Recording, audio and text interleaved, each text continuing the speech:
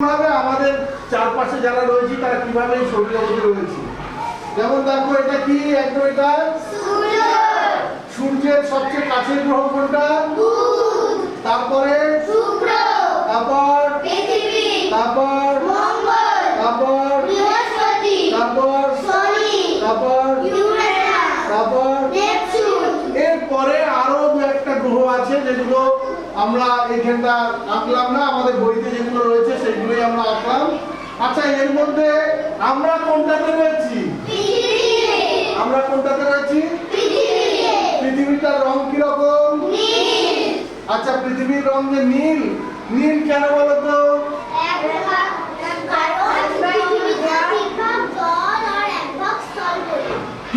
ঠিক বলেছে, জোরে হাততালি একটা। কারণ হচ্ছে পৃথিবীর 3 ভাগ জল আর 1 ভাগ স্থল, সেই জন্য দেখো নীল রং করা